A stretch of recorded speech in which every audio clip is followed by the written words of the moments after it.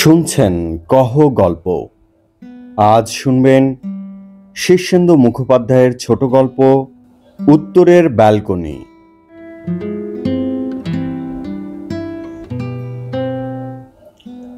ব্যালকনিতে দাঁড়ালে লোকটাকে দেখা যায়।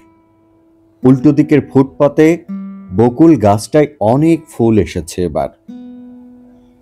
ফুলে ছাওয়া গাছতলা, সেইখানে নিবিড় ধুলোমাখা ফুলের মাঝখানে লোকটা গাছের গুড়িতে হেলান দিয়ে বসে আছে।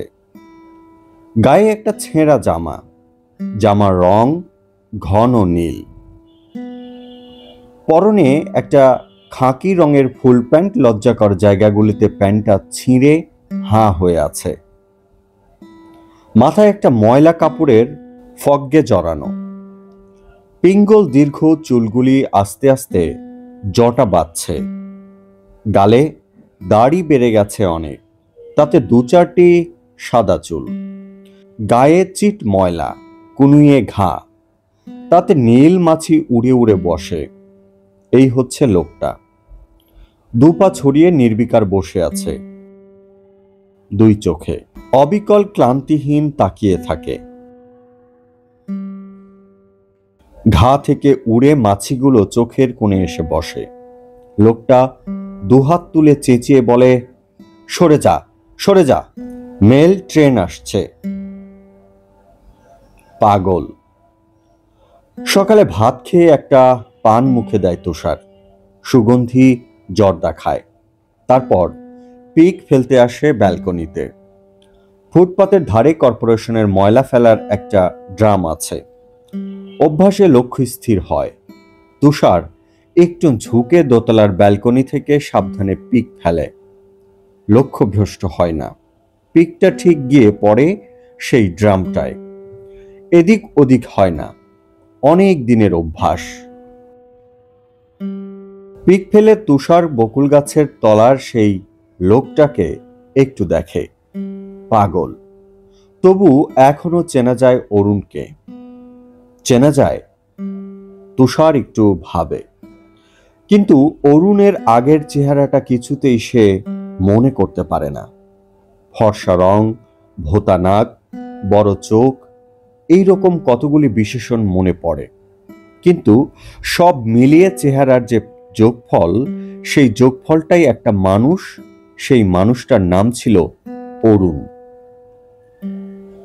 সেই অরুণকে কিছুতেই সবসময় মিলিয়ে মনে পড়ে না।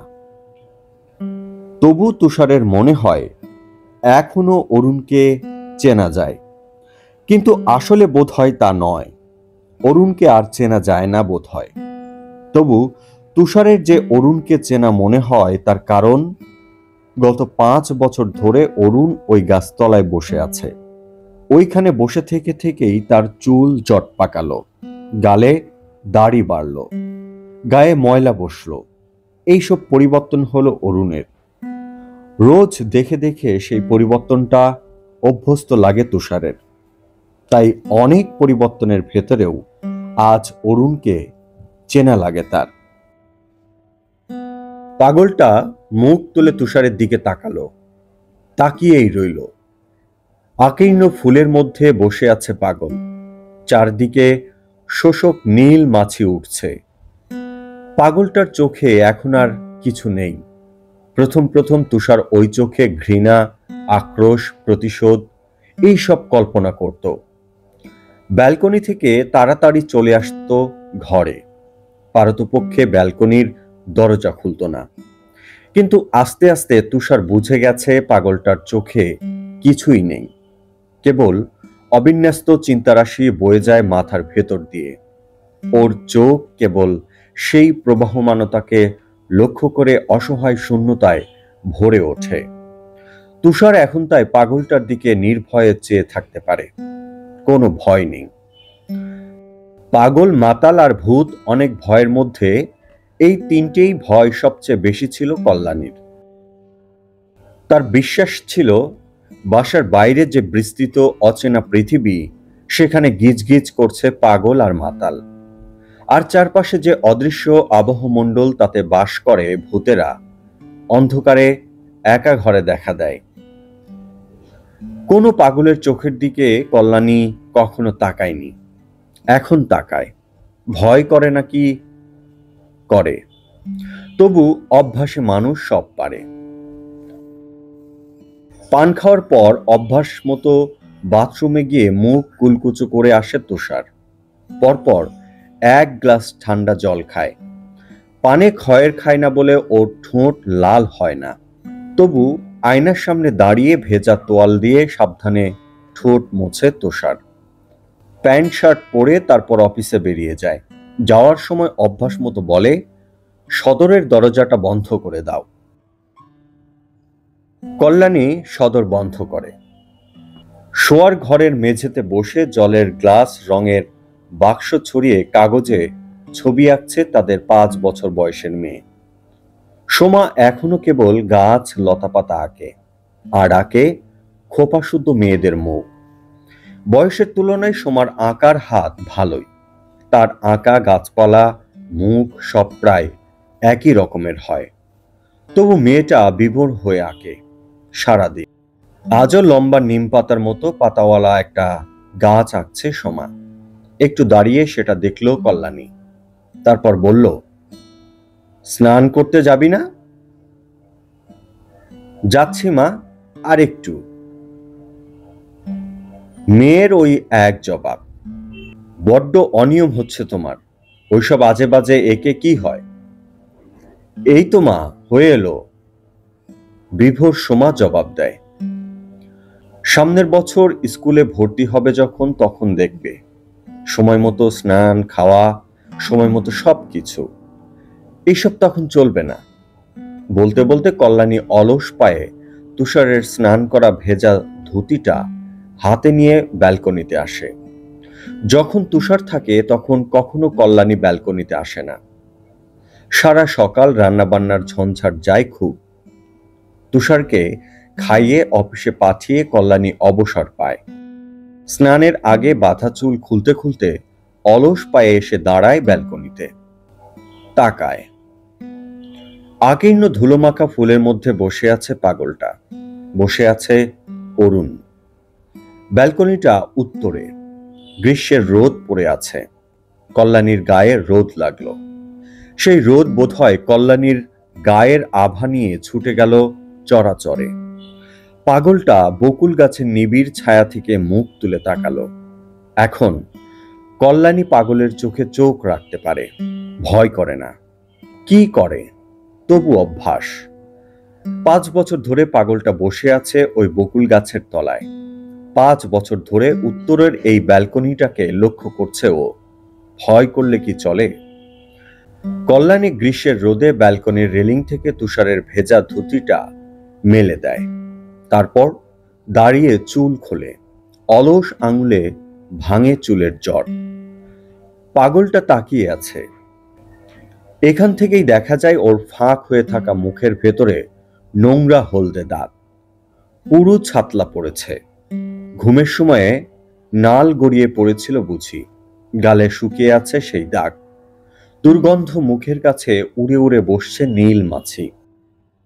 ওই ঠোঁট জোড়া 6-7 বছর আগে কল্যাণীকে চুমু খেয়েছিল একবার মাত্র জীবনে, ওই একবার, তাও জোর করে। এখন ওই নোংরা দাঁতগুলোর দিকে তাকিয়ে সেই কথা ভাবলে বড় ঘেন্না করে।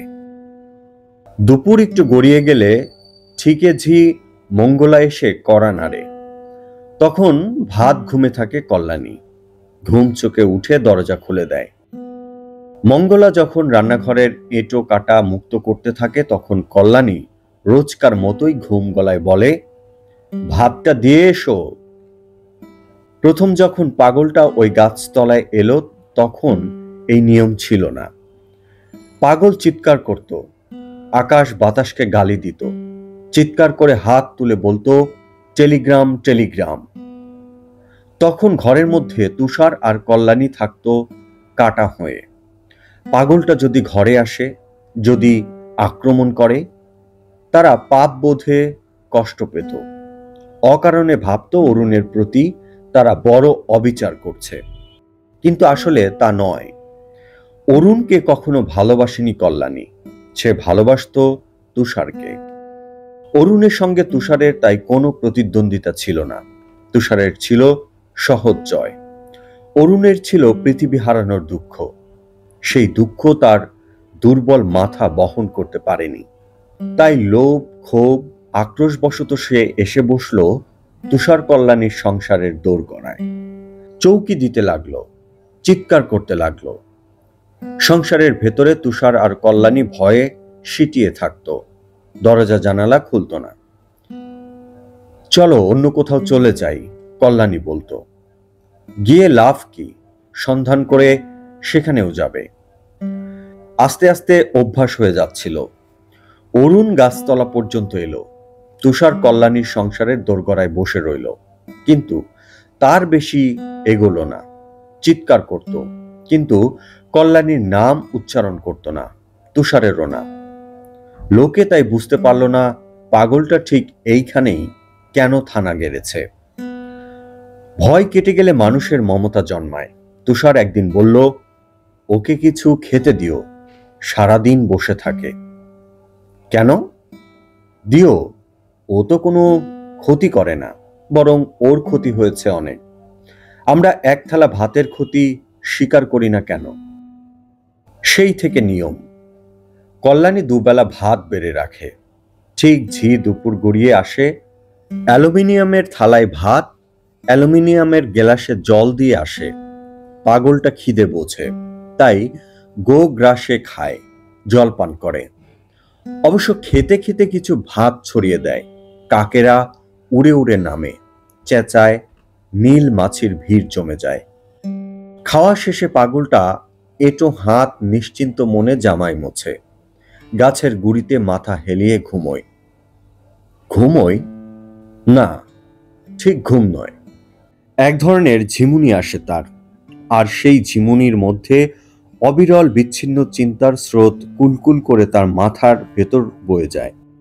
চোখ বুজে সে সেই আশ্চর্য স্রোতশ্রেণীকে প্রত্যক্ষ করে।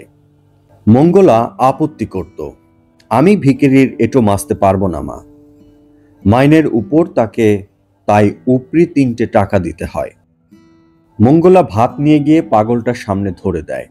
তারপর একটু দূরে দাঁড়িয়ে উঁচু গলায় গাল পাড়ে, হাড় হাবাতে, পাগল, রোজ ভাতের লোভে বসে থাকো, কপালও বটে তোর, এমন বাসার সামনে আস্তানা গাড়লি যে তারা তোকে সোনার চোখে দেখল। ভাত ঘুমে রোজ কল্যাণী মঙ্গলার গাল শুনতে পায়।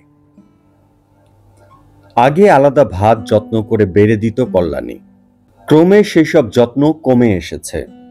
এখন তুষারের পাতের ভাত, সোমার ফেলে দেওয়া মাছের টুকরা, নিজের ভুক্তাবশেষ সবই অ্যালুমিনিয়ামের থালাটায় ঢেলে দেয়। পাগলটা সব খায়। গত বছর একটা প্রমোশন হয়েছে তুষারের জুনিয়র থেকে, এখন সে সিনিয়র এক্সিকিউটিভ। নিজের কোম্পানির 10টা শেয়ার কিনেছে সে, ফলে সারাদিন তার দম ফেলার সময় নেই। বিকেলের আলো জানালার শার্সিতে ঘরে আসে, তখন এয়ার কন্ডিশন করা ঘরখানায় সিগারেটের ধোঁয়া জমে ওঠে, কুয়াশার মতো আবছা দেখায় ঘরখানা। তখন খুব মাথা ধরে তুষারের, ঘাড়ের একটা রগ টিকটিক করে নড়ে, অবসন্ন লাগে শরীর। সিগারেটে সিগারেটে বিস্বাদ, তেতো হয়ে যায় জিভ।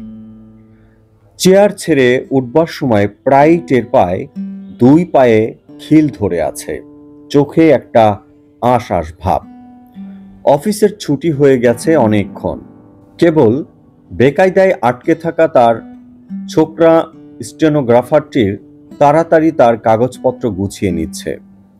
ঘর ঝাড় দিচ্ছে জমিদার, চাবির গোছা হাতে দারোয়ান এ ঘর ও ঘর তালা দিচ্ছে। দীর্ঘ জনশূন্য করিডর বেয়ে তুষার হাঁটতে থাকে। নরম আলোয় সুন্দর করিডরটিকে তখন তার কলকাতার ভূগর্ভের ড্রেন বলে মনে হয়। বাইরে সুবাতাস বইছে, ফুটপাথে দাঁড়িয়ে এই প্রথম ফুসফুস ভরে বাতাস টানে সে। কোনো কোনো দিন এইখানে দাঁড়িয়ে ট্যাক্সি পেয়ে যায়, আবার কোনো কোনো দিন খানিকটা হাঁটতে হয়। আজ ট্যাক্সি পেল না তুষার, অনেকক্ষণ দাঁড়িয়ে তারপরে হাঁটতে লাগলো। একটা বিশাল বাড়ির কাঠামো উঠছে, 10 কি 12 তলা উঁচু লোহার খাঁচা। ইট, কাঠ, বালি আর নুড়ি পাথরের স্তূপ ছড়িয়ে আছে। নিস্তব্ধ হয়ে আছে কংক্রিট মিক্সার। ক্রেন, হ্যামার, উটের মতো গ্রীবা তুলে দাঁড়িয়ে। জায়গাটা প্রায় জনশূন্য। কুলিদের একটা বাচ্চা ছেলে পাথর কুড়িয়ে ক্রমান্বয়ে একটা লোহার বিমের গায়ে টং টং করে ছুঁড়ে মারছে। ঘণ্টাধ্বনির মতো শব্দটা শোনে তুষার। শুনতে শুনতে অন্যমনস্ক হয়ে যায়। এই তুচ্ছ শব্দটি ঘণ্টাধ্বনি প্রতিম তার মাথার মধ্যে ছড়িয়ে পড়ে। সে আবার ফিরে তাকায়। লোহার প্রকাণ্ড ভয়ঙ্কর সেই কাঠামোর ভেতরে ভেতরে দিন শেষের অন্ধকার ঘনিয়ে উঠেছে।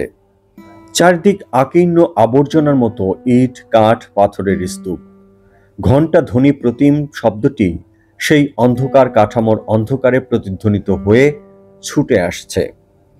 ওই শব্দ যেন কখনো শোনেননি তুষার। তার শরীরের অভ্যন্তরে অবদমিত কতগুলি অনুভূতি দ্রুত জেগে ওঠে। তীব্র আকাঙ্ক্ষা জাগে, ছুটি চাই, ছুটি চাই, মুক্তি দাও, অবসর দাও। কিসের ছুটি, কেন অবসর? সে পরমুহূর্তেই অবাক হয়ে নিজেকে প্রশ্ন করে, কিন্তু উত্তর পায় না। প্রতিদিন নিরবিচ্ছিন্ন কাজের মধ্যে ডুবে থাকা এ তার ভালোই লাগে। ছুটি নিলে তার সময় কাটে না। বেড়াতে গেলে তার অফিসের জন্য দুশ্চিন্তা হতে থাকে, কাজের মানুষদের যা হয়। তবু সে বুঝতে পারে তার মধ্যে এক তীব্র অনুভূতি তাকে বুঝিয়ে দেয় কি রহস্যময় বন্ধন থেকে তার সমস্ত অস্তিত্ব মুক্তি চাইছে, ছুটি চাইছে, চাইছে অবসর। সে তন্ন তন্ন করে নিজের ভেতরটা খুঁজতে থাকে, কিছুই খুঁজে পায় না। কিন্তু তীব্র অজানা ইচ্ছা এবং আকাঙ্ক্ষায় তার মন মুচড়ে ওঠে। আবার সে পিছনে ফিরে সেই লোহার কাঠামো দূর থেকে দেখে। সেখানে অন্ধকার জমে উঠেছে। একটা বাচ্চা ছেলে অদৃশ্য এখনো পাথর ছুঁড়ে মারছে লোহার বিমের গায়ে। চৌরঙ্গির উপরে তুষার ট্যাক্সি পায়। কোথায় যাবেন ঠিক বুঝতে পারে না তুষার, কোথায় সে যেতে চায়। একটু ভাবে, তারপর দ্বিধাগ্রস্ত ভাবে বলে, সোজা চলুন। গাড়ি সোজা চলতে থাকে দক্ষিণের দিকে, যেদিকে তুষারের বাসা। সেদিকে যেতে তুষারের ইচ্ছে করে না। বাড়ি ফেরা, সেই একঘেয়ে বাড়ি ফেরার কোনো মানে হয় না। সে ঝুঁকে ট্যাক্সিওয়ালাকে বলে সামনের বাঁ দিকের রাস্তা। এলগিন রোড ধরে ট্যাক্সি ঘুরে যায়। কোথায় যাব, কোথায়? তুষার তাড়াতাড়ি ভাবতে থাকে। ভাবতে ভাবতে মোড়ে এসে যায়। এবার ভেতরে সেই তীব্র ইচ্ছা এখনো কাজ করছে। অন্ধকারময় একটা বাড়ির কাঠামো, লোহার বিমে নুড়ি ছুঁড়ে মারার শব্দ। তুষারের বুক ব্যথিয়ে ওঠে। কেবলই মনে হয় কি একটা স্বাদ তার পূরণ হয়নি। এক রহস্যময় অস্পষ্ট মুক্তি বিনা বৃথা চলে গেল জীবনে। সে আবার বলে, বায়ে চলুন। ট্যাক্সি দক্ষিণ থেকে আবার উত্তরের মুখে এগোতে থাকে। আবার সার্কুলার রোড। গাড়ি এগোয়। ভেতরে ভেতরে ছটফট করতে থাকে তুষার। একটা বিশাল পুরনো বাড়ি পেরিয়ে যাচ্ছিল গাড়ি। তুষার বাড়িটাকে দেখল। কি একটা মনে পরিপরি করেও পড়ল না। আবার বাড়িটা দেখল। হঠাৎ 5-7 বছর আগেকার কয়েকটা দুরন্ত দিনের কথা মনে পড়ল। নিনি তো মেয়েটির নাম। গাড়ি এগিয়ে গিয়েছিল। তুষার গাড়ি ঘোরাতে বলল। সেই বিশাল পুরনো বাড়িটার তলায় এসে থামে গাড়ি। হাতে সদ্য কেনা এক প্যাকেট দামি সিগারেট আর দেশালাই নিয়ে সেই পুরনো বাড়ির 3 তলায় সিঁড়ি ভেঙে উঠতে উঠতে তুষার ভাবে, এখনো নিনি আছে কি এখানে? আছে তো। বাড়িটায় অসংখ্য ঘর আর ফ্ল্যাট। ঠিক ঘর খুঁজে পাওয়া মুশকিল। তার উপর 5-7 বছর আগেকার সেই নিনি এখনো আছে কিনা সন্দেহ। যদি না থেকে থাকে তবে ভুল করে ঢুকে বিপদে পড়বে না তো তুষার? একটু দাঁড়িয়ে ভাবে। ভেবে একটু ঘুরে ফিরে দেখে তুষার ঘরটা চিনতে পারল। দরজা বন্ধ। বুক কাঁপছিল। তবু দরজায় টোকা দিল তুষার। দরজা খুললে দেখা গেল নিনি অবিকল সেরকম আছে। চিনতে পারল না। ভ্রু তুলে ইংরেজিতে বলল, কাকে চাই? তুষার হাসল। চিনতে পারছো না? নিনি উপরের দাঁতে নিচের ঠোঁট কামড়ে ধরে একটু ভাবল। তুষার দেখল ডান দিকের একটা দাঁত নেই, সেই দাঁতটা বাঁধানো। দাঁতের রং মেলেনি। 5 বছরে এইটুকু পাল্টেছে নিনি। আমি তুষার। নিনির মুখ হঠাৎ উদ্ভাসিত হয়ে গেল। এবার বাংলায়, তুমি কি সেই রকম দুষ্টু আছো? বুড়ি হওনি? আগে বলো, তুমি সেই নিনি আছো কিনা? তোমার স্বামী পুত্র হয়নি তো? হয়ে থাকলে দোরগোড়া থেকেই বিদায় দাও। নিনি ঠোঁট উল্টে বলল, আমার ওসব নেই, এসো। ঘরে সেই রঙিন কাগজে ছাওয়া দেয়াল, ভাড়া করা ওয়ার্ডরোব, মেয়েলে আসবাবপত্র, এখনো সেন্ট পাউডার ফুলের গন্ধ ঘরময়। বিছানার মাথার কাছে গ্রামোফোন, টেবিলে রেডিও আর গিটার। নিনি কয়েক পলক তাকিয়ে বলল, তুমি একটুও বদলাওনি। তুমিও। কিন্তু তুষারের তীব্র ইচ্ছাটা এখনো অস্থির অন্ধের মতো বেরুবার পথ খুঁজছে। সে কি এখানে তৃপ্ত হবে? হবে তো। উত্তেজনায়, অস্থিরতায় সে কাঁপতে থাকে। ওয়ার্ড্রোবের পাল্লা খুলে সাবধানে গুপ্ত জায়গা থেকে একটা দামি মদের বোতল বের করে নিনি। তারপর হেসে বলে, এই মদ কেবল আমার বিশেষ অতিথিদের জন্যে। এই সবই তুষারের জানা ব্যাপার। এই যে গোপনতার ভান করে দামি বোতল বের করা, ওইটুকু নিনির জীবিকা। তুষারের মনে আছে নিনি বারবার তাকে এই বলে সাবধান করে দিত, মনে রেখো, এটা ভদ্র জায়গা, আর আমি বেশ্যা নই, মাতাল হইও না, হুল্লোড় করো না। তুষার হাসল। সে বারবার নিনির কাছে মাতাল হয়ে হুল্লোড় করেছে। তুষার আজ মাতাল হওয়ার জন্য উগ্র আগ্রহে প্রস্তুত ছিল। একটুতেই হয়ে গেল। তখন তীব্র মাদকতায় একটা গদ গিটারে বাজাচ্ছিল নিনি। ওত পেতে অপেক্ষা করছিল তুষার। বাজনার সময় নিনিকে ছোঁয়া বারণ, বাজনা থামলে তারপর। ভেতরে তীব্র ইচ্ছেটা গিটারের শব্দে তীব্রতর হয়ে উঠেছে। মুক্তি, সামনেই সেই মুক্তি। চোখের সামনে আবার সেই খাড়া বিশাল লোহার কাঠামোতে ঘনায়মান অন্ধকার, লোহার বিমে নুরির শব্দ। বাজনা থামতেই বাঘের মতো লাফ দিল তুষার। তীব্র আশ্লেষ, ইচ্ছা, আনন্দময় আবরণ উন্মোচন। তারই মাঝখানে হঠাৎ ব্যথায় কোকিয়ে ওঠে নিনি। থামো থামো, আমার বড় ব্যথা। তুষার থামে। কি বলছো? নিনি ঘর্মাক্ত মুখে ব্যথায় নীল মুখ তুলে বলে, এইখানে বড় ব্যথা। পেটের ডান ধার দেখিয়ে বলে, গত বছর আমার একটা অপারেশন হয়েছিল, অ্যাপেন্ডিসাইটিস। তুষারের লেদ হাত পড়ে যায়। 5 বছরে অনেক কিছু নষ্ট হয়ে গেছে, সবকিছু কি আর ফিরে পাওয়া যায়? সময় পেরিয়ে গেল, তুষার ফিরল না। বিকেলে চুল বেঁধেছে কল্যাণী, সেজেছে। চায়ের জল চড়িয়েছিল, ফুটে ফুটে সেই জল শুকিয়ে এসেছে। গ্যাসের উনুন নিভিয়ে কল্যাণী ব্যালকনিতে এসে দাঁড়ালো। উত্তরের ব্যালকনি। উল্টো দিকে ফুটপাতে সেই বকুল গাছ, গাছতলায় ধুলো মাখা আকীর্ণ ফুলের মধ্যে বসে আছে পাগলটা। একটু দূরে বসে একটা রাস্তার কুকুর পাগলাটাকে দেখছে। দৃশ্যটাকে করুণ বলা যায়, আবার বলা যায় না। অরুণকে নিয়ে এখন আর ভাববার কিছু নেই। এখন এক রাস্তার পাগল, মুক্ত পুরুষ। এখন ব্যালকনিটা অন্ধকার, পেছনে ঘরের আলো, তাই রাস্তা থেকে কল্যাণীকে ছায়ার মতো দেখায়। পাগলটা মুখ তুলে ছায়াময়ী কল্যাণীকে দেখে। টুপটাপ বকুল ঝরে পড়ে। অবিকল পাগলটা হাত বাড়িয়ে ফুল তুলে নেয়। লম্বা নোংরা নখে ছিঁড়ে ফেলতে থাকে ফুল। রাত বাড়ছে, তার খিদে পাচ্ছে। পুরনো বাড়িটার সিঁড়ি বেয়ে অনেকক্ষণ হলো রাস্তায় নেমে এসেছে তুষার। কখনো নির্জন শেক্সপিয়র সরণি, কখনো চলাচলকারী মানুষের মধ্যে চৌরঙ্গি রোড ধরে বহুক্ষণ হাঁটল সে। এখনো মাঝে মাঝে উঁচু বাড়ির লোহার কাঠামোর ভেতরে ঘনায়মান অন্ধকার তার মনে পড়ছে। মাঝে মাঝে শুনতে পাচ্ছে নেপথ্যে কে যেন নুড়ি ছুঁড়ে মারছে লোহার বিমের গায়ে। তার মন বলছে, এখানে নয়, এখানে নয়, চলো সমুদ্রে যাই, কিংবা চলো পাহাড়ে। ছুটি নাও, মুক্তি নাও, বৃথা বয়ে যাচ্ছে সময়। কেন যে এই ভুতুড়ে মুক্তির ইচ্ছা?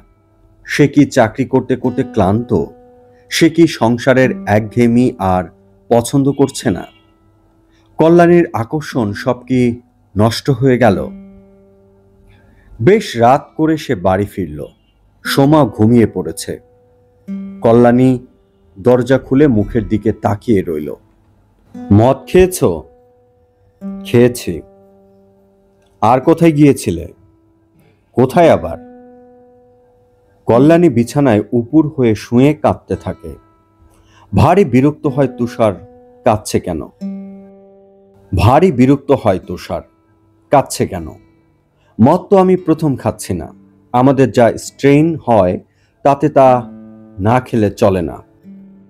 কাঁদতে কাঁদতেই হঠাৎ তীব্র মুখ তুলে কল্যাণী, শুধু মদ? মেয়ে মানুষের কাছে যাওনি? তোমার ঠোঁট, গালে, শার্টে লিপস্টিকের দাগ, তোমার গায়ে সেন্টের গন্ধ, যা তুমি জন্মে মাখো না।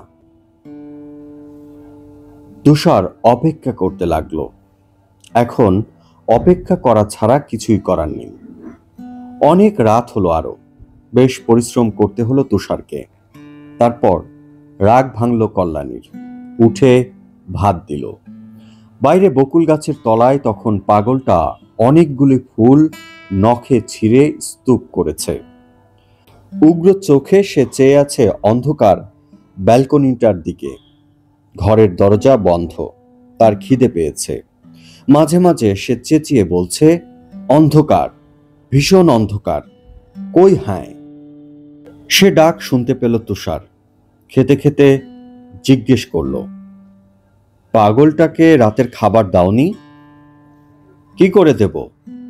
রোজ মঙ্গলা রাতে একবার আসে খাবারটা দিয়ে আসতে। আজ আসেনি, ওর ছেলের অসুখ।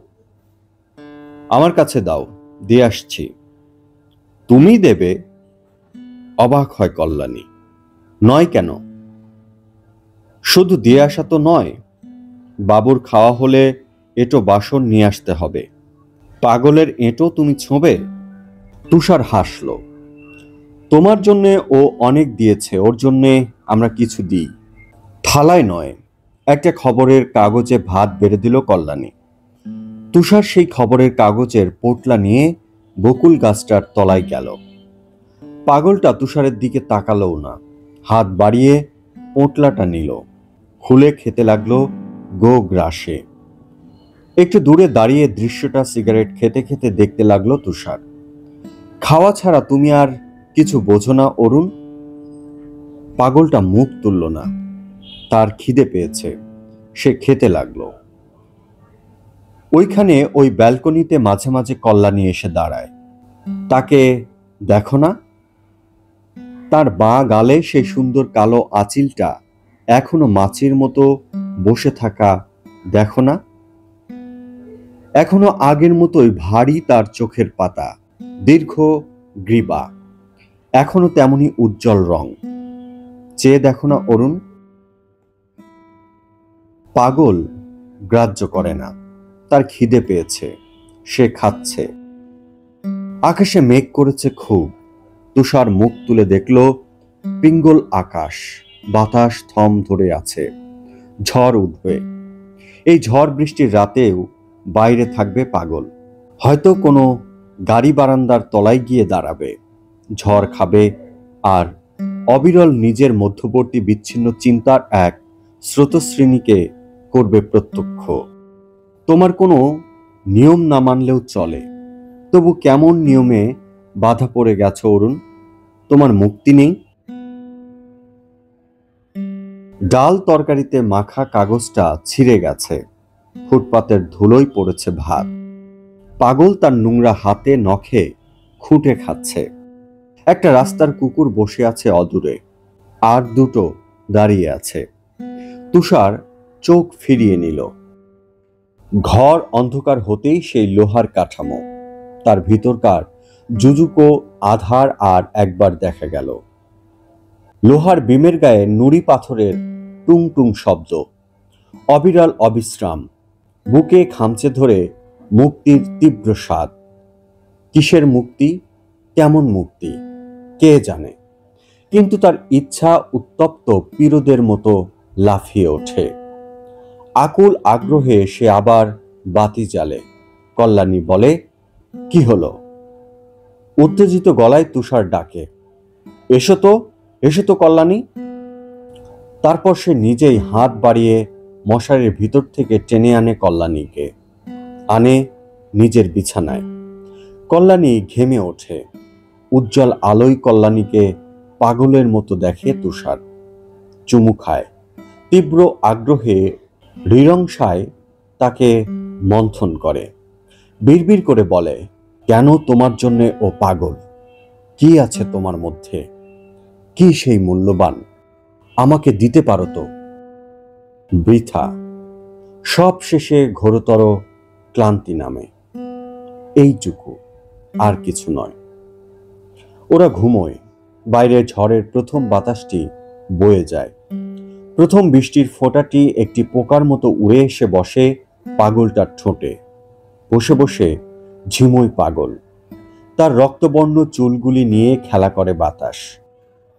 বিদ্যুৎ উদ্ভাসিত করে তার মুখ। তার মাথায় অবিরল বকুল ঝরিয়ে দিতে থাকে গাছ। বহু উঁচু থেকে ক্রেন হ্যামারটা ধম করে নেমে আসে। চমকে উঠে বসে তুষার।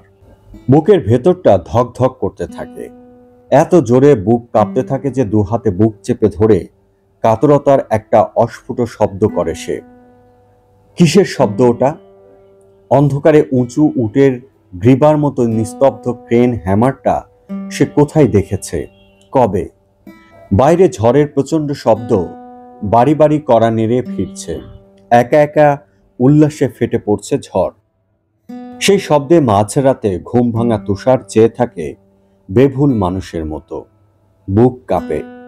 আস্তে আস্তে মনে পড়ে একটা বিশাল লোহার কাঠামো, তাতে ঘনায়মান অন্ধকার, উঁচু ক্রেন হ্যামার। অমনি ব্যথিয়ে ওঠে বুক।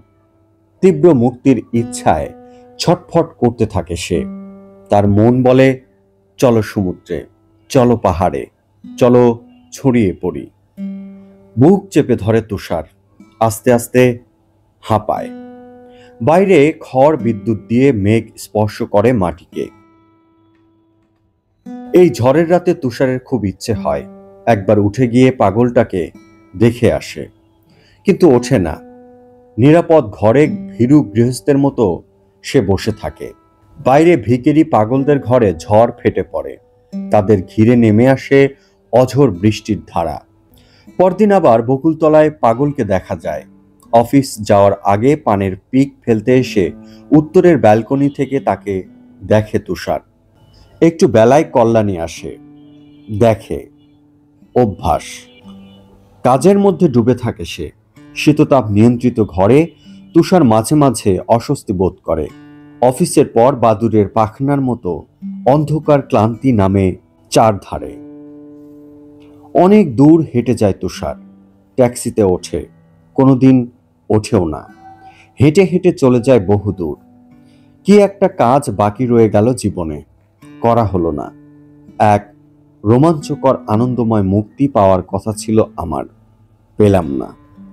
অস্থিরতা বেড়ালের থাবার মতো বুক আছড়ায়।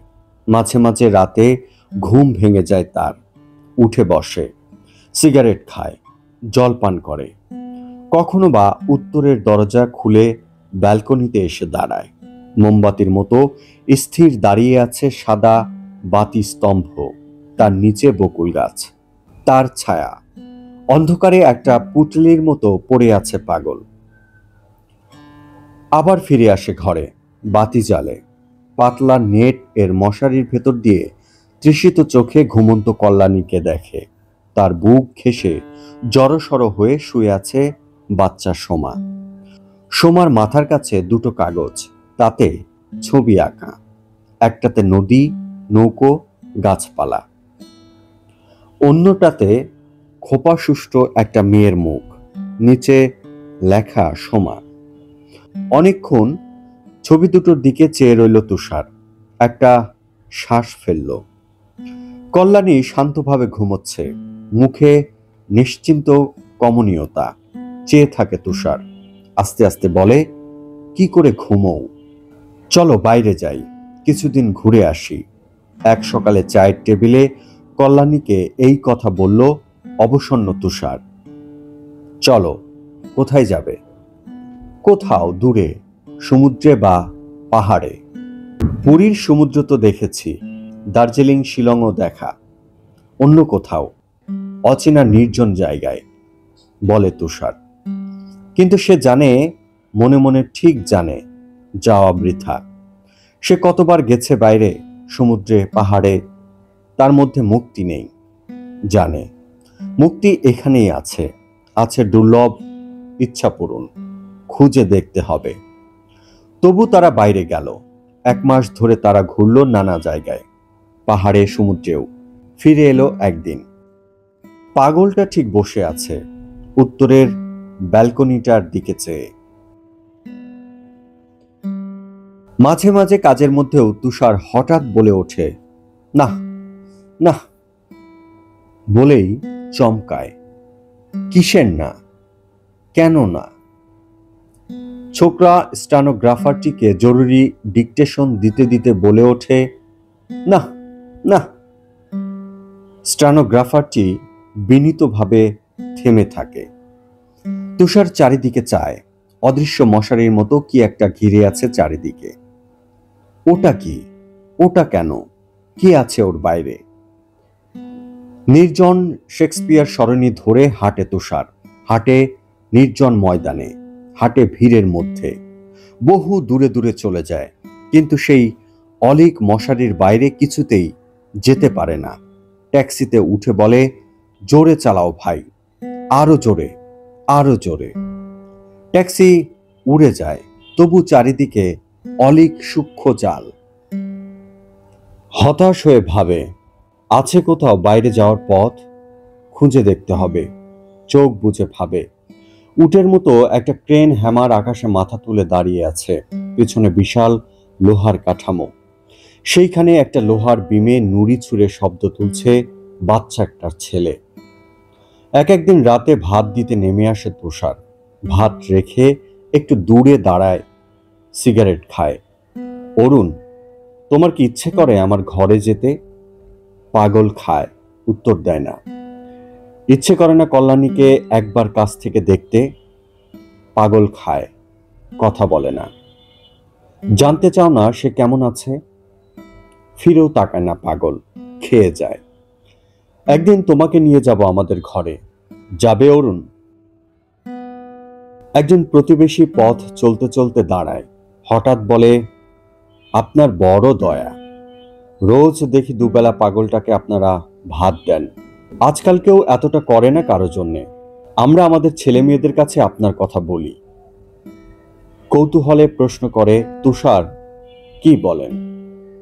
বলি, ওই রকম মহাপ্রাণ হয়ে ওঠো। আমরা তো নিজেদের নিয়ে ব্যস্ত। আমাদের দ্বারা কিছুই হলো না পৃথিবীর। কাছাকাছি আপনি আছেন, এটাই আমাদের বড় লাভ। তুষার মুখ হয়ে যায়। এই কেমন মিথ্যা প্রচার! দয়া কথাটা কেমন অদ্ভুত! এমন কথা সে তো ভাবেওনি। কিন্তু ভাবে তুষার, ভাবতে থাকে। কাজকর্মের ফাঁকে ফাঁকে তেমনি বলে ওঠে না, চমৎকার। জালবদ্ধ এক অস্থিরতায় অন্যমনস্ক হয়ে যায়। ঝড় বৃষ্টি হলে এখনো মাঝে মাঝে ক্রেন হ্যামারটা ধম করে নেমে আসে। জেগে ওঠে যন্ত্রণার বুক চেপে কাতরতার শব্দ করে সে। এক রাতে সত্যি তুষার কল্যাণীকে ভাত বাড়তে বলে নিঃশব্দে সিঁড়ি বেয়ে নেমে গেল। রাস্তা পার হয়ে এলো বকুল গাছটার তলায়। চলো অরুণ, একবার আমার ঘরে চলো। কোনোদিন তুমি যেতে চাওনি, আজ চলো, আমি নিয়ে যাচ্ছি তোমাকে। আজ তোমার নিমন্ত্রণ। বলে হাত ধরল পাগলের। পরিষ্কার সুন্দর হাতে ধরল নোংরা হাতখানা। কে জানে কি বুঝলো পাগল, কিন্তু উঠল। সাবধানে তার হাত ধরে রাস্তা পার করলো তুষার। সিঁড়ি বেয়ে উঠে এলো, দাঁড়ালো এসে খাবার ঘরের দরজায়। কল্যাণী, দেখো কাকে এনেছি। কল্যাণীর হাত থেকে পড়ে গেল একটা চামচ। ভয়ঙ্কর ঠিটিন শব্দ হলো। কেঁপে উঠল কল্যাণীর বুক, শরীর কাঁপতে লাগলো।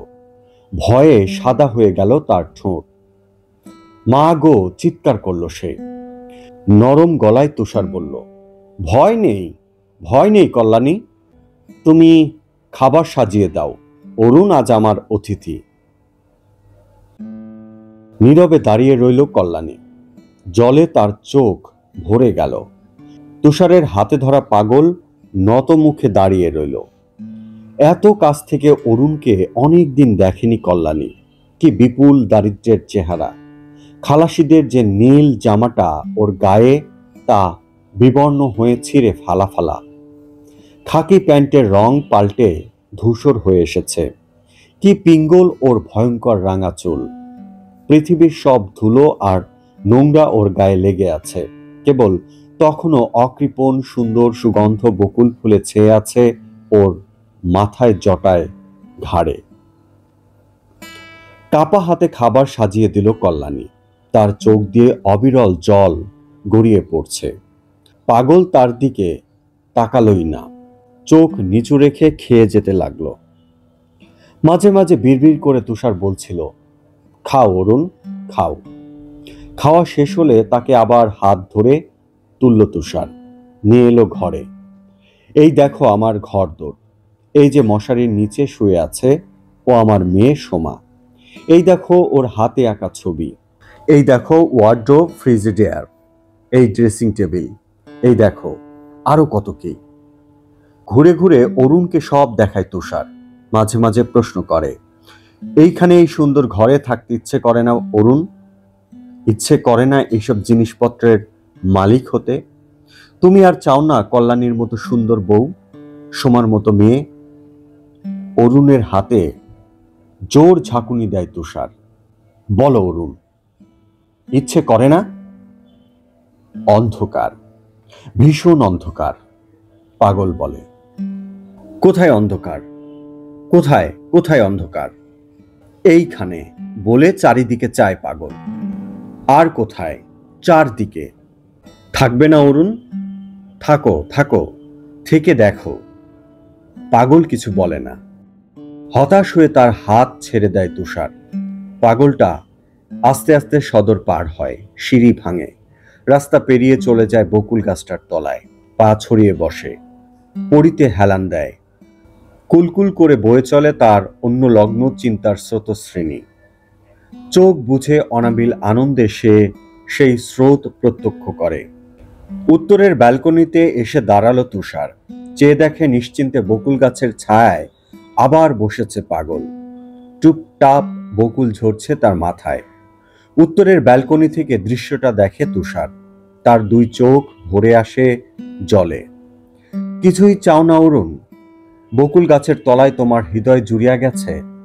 হায় পাগল, ভালোবাসা নয়, এখন কেবল ভাতের জন্যে তোমার বসে থাকা। এখন আর কল্যাণীর কোনো সন্দেহ নেই, সে কাছ থেকে অরুণকে দেখেছে। সে কেঁপেছিল থরথর করে, দুঃখে, ভয়ে, উৎকণ্ঠায়। কিন্তু অরুণের মুখে সে দেখেছে বিস্মৃতি। তাকে আর মনে নেই অরুণের। বড় শীত পড়েছে এবার। বকুল গাছ থেকে শুকনো পাতা খসে পড়ছে পাগলের পায়ে।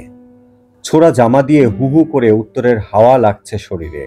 বড় দয়া হয়। মঙ্গলার হাত দিয়ে একটা পুরনো কম্বল পাঠিয়ে দেয় কল্যাণী। পাগল সেই কম্বল মুড়ি দিয়ে নির্বিকার বসে থাকে।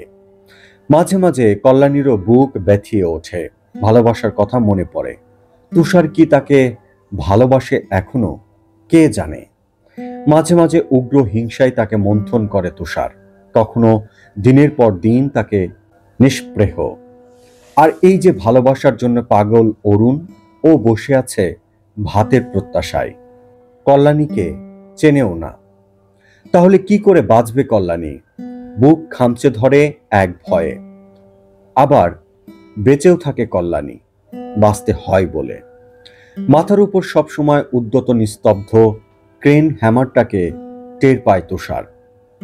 অস্বস্তি কখন যে ধম করে নেমে আসে, অকারণে বুক কাঁপে, ব্যথায় কোকিয়ে ওঠে তুষার। ঠিক সকাল 9টায় পিক ফেলতে এসে উত্তরের ব্যালকনি থেকে বকুল গাছটার গোড়ায় পাগলকে দেখে। দুজনে দুজনের দিকে চেয়ে থাকে। কোম্পানি এবার 19 লক্ষ টাকা লাভ করেছে। ক্লান্তি বাড়ে। দিন শেষে তার শরীর জুড়ে নেমে আসে বাদুড়ের ডানার মতো অন্ধকার ক্লান্তি। তার ডালপালা ধরে কেবলই নাড়া দেয় এক তীব্র ইচ্ছা। নাড়া দিতে থাকে। অলীক ছুটি, মিথ্যা অবসর, অবিশ্বাস্য মুক্তির জন্যে খামোখা আকুল হয় সে। পৃথিবী ঘুরে যাচ্ছে, বয়ে যাচ্ছে সময়, বয়স বাড়ছে। তুষার অস্থির হয়, অস্থিরতা নিয়ে বেঁচে থাকে। ঠিক যেন এক নদীর পাড়ে বসে আছে পাগল। কি সুন্দর আবছায়া নদীটি, চারিদিকে আধো আলো আধো অন্ধকার, অনন্ত সন্ধ্যা। নদীটি বয়ে যায় অবিরল, স্মৃতি বিস্মৃতিময় তার স্রোত। পাগল প্রত্যক্ষ করে, ক্লান্তি আসে না। বকুল গাছ থেকে পাতা খসে পড়ে, কখনো ফুল, বৃষ্টি আসে, ঝড় বয়ে যায়, আবার দেখা দেয় রোদ। তবু আবছায়া নদীটি বয়ে যায়, বয়ে যায়। পাগল বসে থাকে। বন্ধুরা, এতক্ষণ শুনছিলেন শীর্ষেন্দু মুখোপাধ্যায়ের ছোট গল্প উত্তরের ব্যালকনি। এরকম আরো গল্প কিংবা উপন্যাস শুনতে চ্যানেলটি সাবস্ক্রাইব করে পাশে থাকা বেল আইকনটি অন করে দেবেন। এছাড়া গল্পটি যদি ভালো লাগে তাহলে অবশ্যই প্রিয়জনের সঙ্গে শেয়ার করতে ভুলবেন না। গল্পটি কেমন লাগলো সেটিও আমাদের কমেন্টস করে জানাতে পারেন।